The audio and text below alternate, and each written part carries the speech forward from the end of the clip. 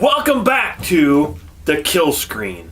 Tonight I have a brand new show for you that I have been waiting to bring to you for a really long time now, and it's called Tripping Arcades. And I know what you're saying to yourself, Dave, what is Tripping Arcades? Well, I'm about to tell you.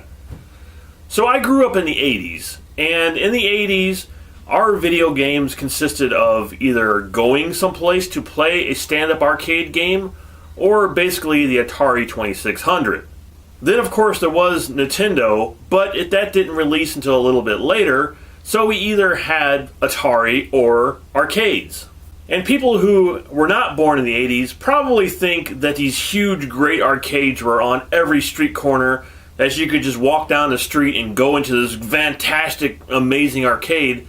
But where I lived, there was nothing like that. My arcade consisted of a store, which don't even exist anymore, I don't think, called Ventures. And in the back of Ventures, there was probably a dozen stand-up arcade machines. That's where I experienced Pac-Man for the first time. That's where I experienced Q-BERT, Dragon's Lair, Donkey Kong. All the classics I experienced there at the back wall of Ventures. And yes, I used to get in the line and stand there in line, and the people in front of you would line their quarters up, so you might have a dozen of these quarters going across to the screen of the arcade machine. So you're going to have to stand there for at least a dozen more games before this person in front of you gets done. That's sort of how you marked your territory back then. There was also a little shop down the street from me that had like 3 games in it, and one of them was Donkey Kong, and I don't remember what the other ones were.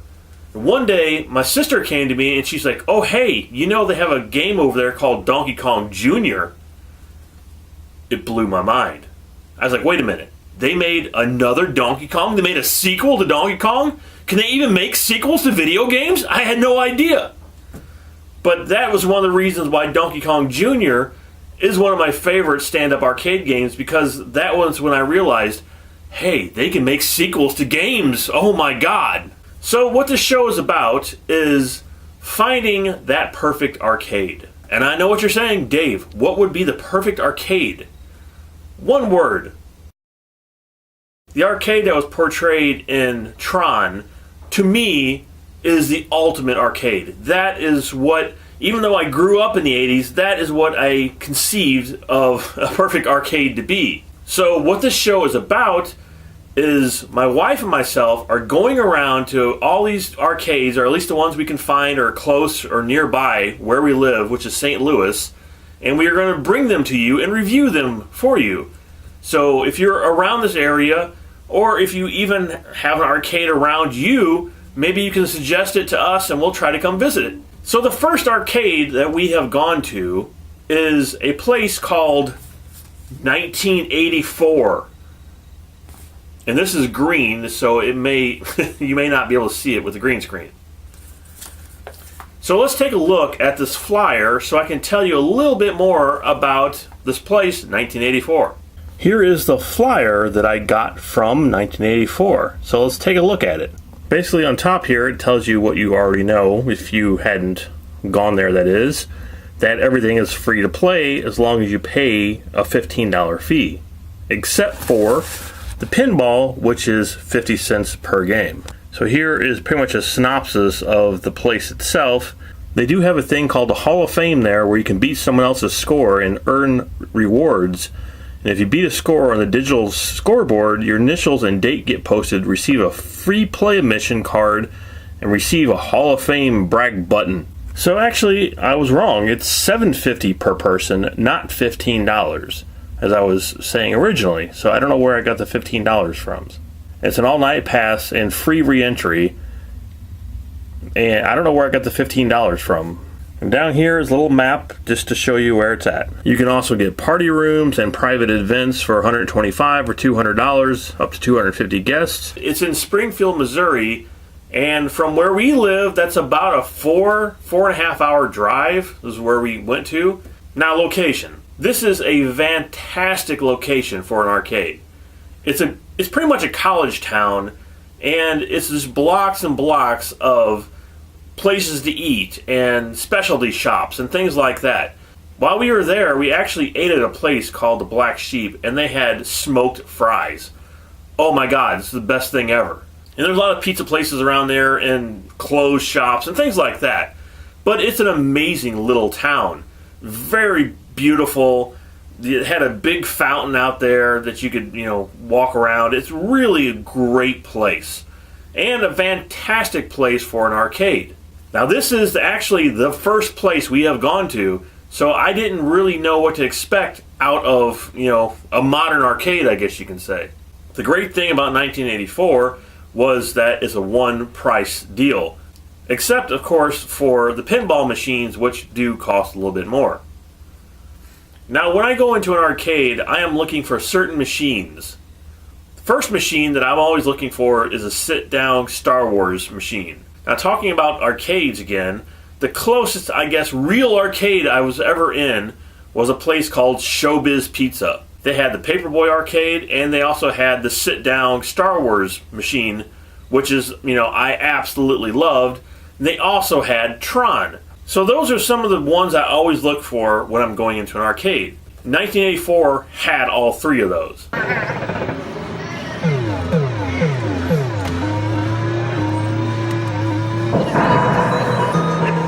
I had it boxed in. It's always fun to sit down in an enclosed machine, and no matter how bad the graphics are from the Star Wars game, it's still a lot of fun to play it.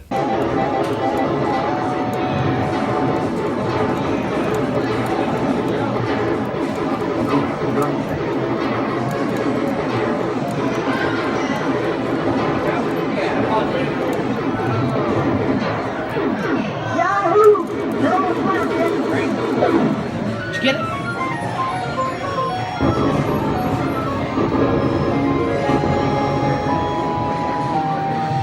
Yeah, you did it!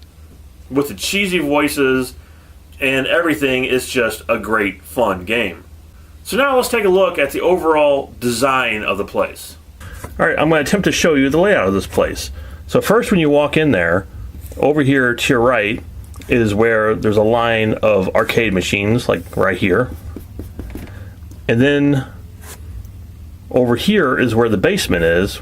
If you go this direction, this is where all the pinball machines are, and they're often in their own little room over here. And there's quite a few of them. So you got the arcade games here, and then it actually snakes around to the back of the place here, where you have more arcade games set up against this wall and more against this wall. And as soon as you walk in, right here is where the concession stand is, and it's where you pay. So the basement, you sort of walk into what they tried to make sort of a retro 80s looking room, where they had a box television here, had a couch here, and they were showing Empire Strikes Back. It was kind of a cool little setup. But then you go this direction, and if I can remember correctly, there's a very long stretch here. And there are many, many games against this wall and against this wall as well. And I have no idea if this gives you some idea of what the place looks like, but, I'm trying. They didn't have a whole lot of 80s memorabilia around. Like when you walk down to the basement, they did have a setup of the He-Man figures, and they had Castle Grayskull there, and there was a really big area that they could have done something cool in. I mean, that was fun. I mean, I can't say nothing bad about that. And there were some posters around and a few, very, very few 80s memorabilia. But again, for me, like walking into an arcade, you would hear the 80s music blaring and maybe have some lights or something, or, or some atmosphere. The atmosphere in 1984 was okay. It was a little disappointing that you had to pay for the pinballs, and they were like 50 cents, which is not cheap just to play one game. But I guess, they had to make money somehow, and a lot of the pinball games they had there were really fun. They had my wife's favorite, I believe it's called Ride the Ferris Wheel, or something like that. And they also had the Kiss pinball machine, which I'd never played, and that was really cool. So let's take a look at some video that I filmed while I was in 1984.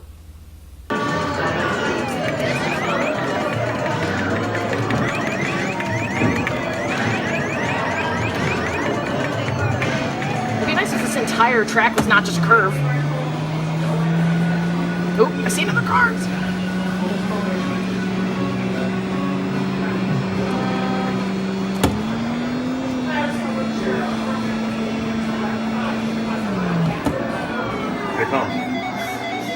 sneaking in.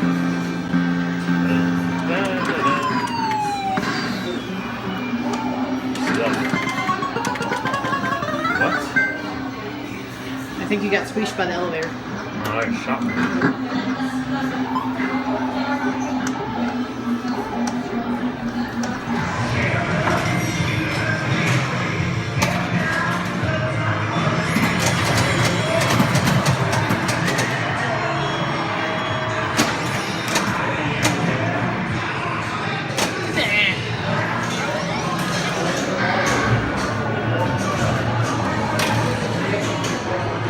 Like that?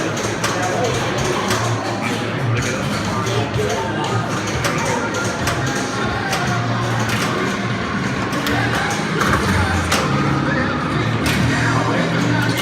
Yeah, I did.